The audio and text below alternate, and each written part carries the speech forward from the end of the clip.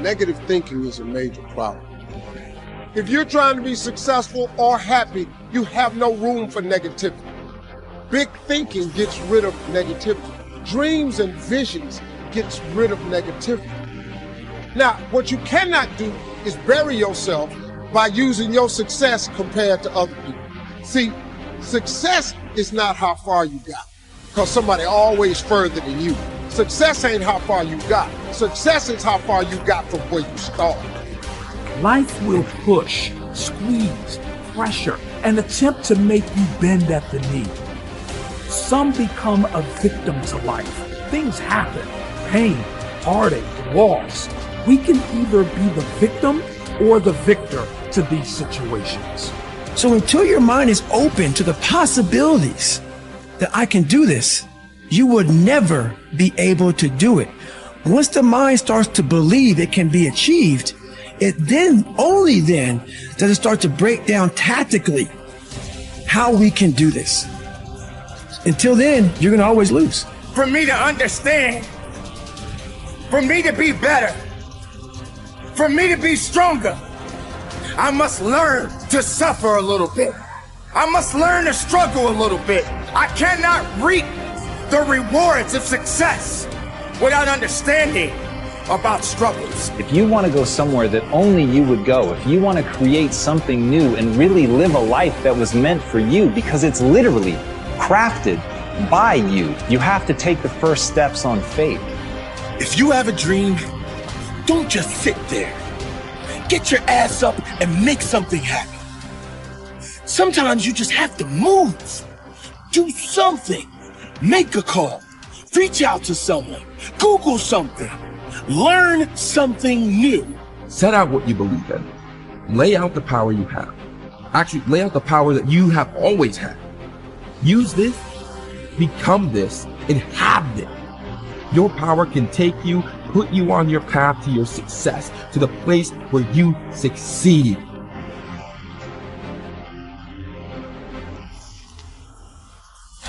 You have, and you always will have this potential to improve, this potential to adapt, and this potential to change.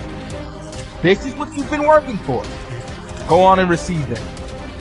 Trying to get insight and see life as a puzzle, and your goal in life is to seek the adventures that piece the puzzle together. Who are you? You're the thing that transforms who you are. Now, you're also who you are, but on top of that, you're the thing that transforms who you are. You are the thing that is, and you're the thing that becomes.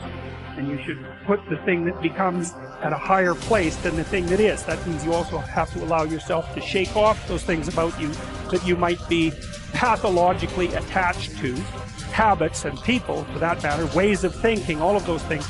You have to allow yourself to shake those off, and that's more like a burning. That's why the phoenix is the symbol that it is, right? It's old and it deteriorates, it bursts into flame, and then it's reborn. It's like, well, if you want to be reborn, it's like, it's not the question. The question is, do you want to burst into flame? And the answer to that generally is no. But that's the wrong answer. The right answer is, you let all that nonsense burn away. You know, you might say, well, I don't know what I should leave behind. And the answer to that is, that's a lie.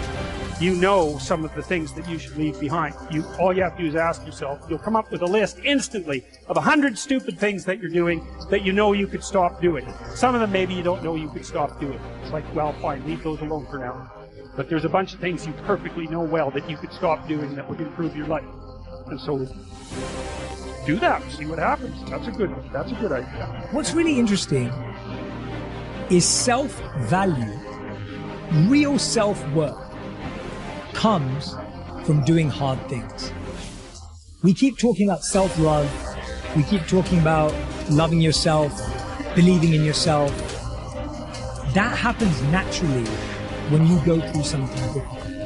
Everyone who's listening right now, I guarantee has been through something difficult. Maybe they lost a friend, maybe they've been through cancer, maybe they lost their job and had to rebuild, maybe they completely got destroyed during the pandemic and had to figure everything out with their health. The point is, we've all done hard things, and self-worth and self-value comes from recognizing the hardship you've been through and the growth that you made during that time.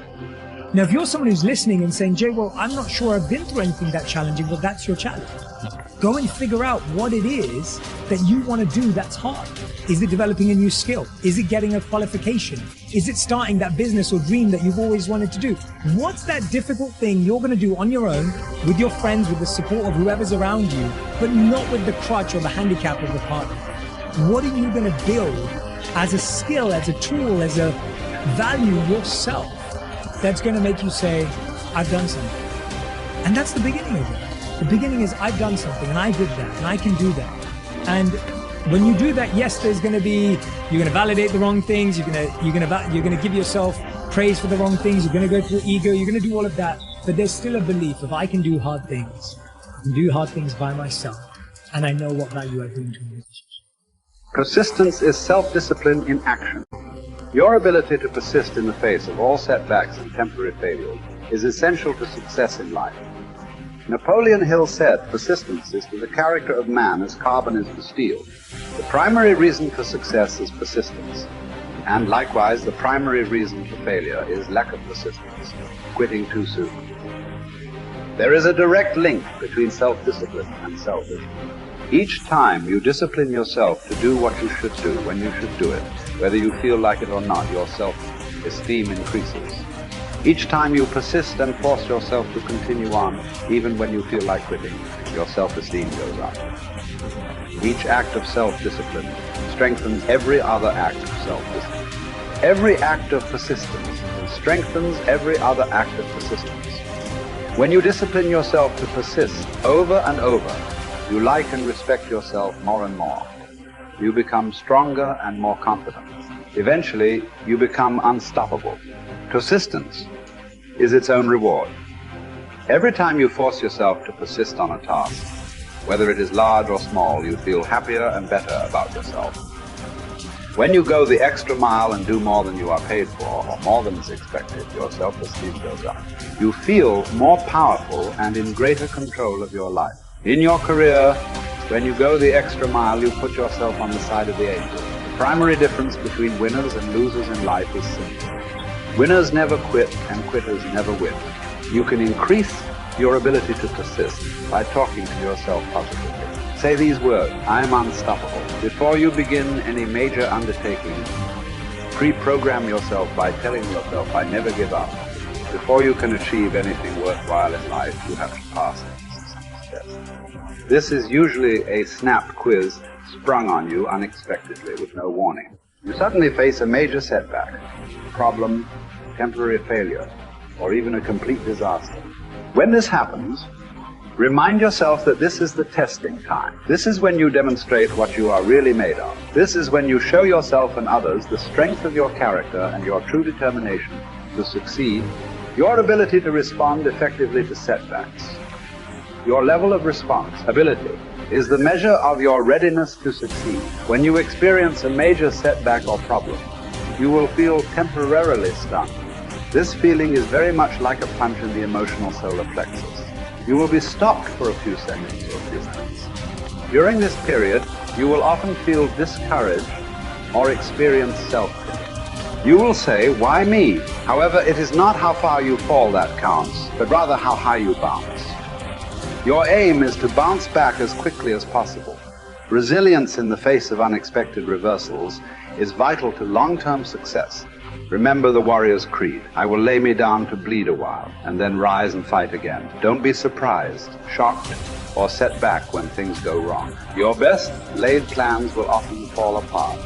Instead, expect disappointments, setbacks, as a part of life. Take a deep breath, pick up the pieces, and continue onward. Our minds, our thinking, controls our destinies here on Earth to a degree totally unsuspected by the great majority of people. When we think about it a moment, it becomes so obvious, so clear and simple.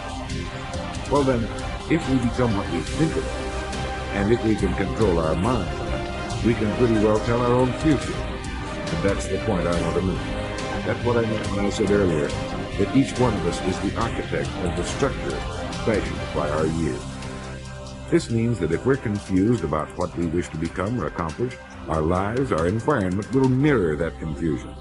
It also means that if we know what it is we seek, that it must be accomplished.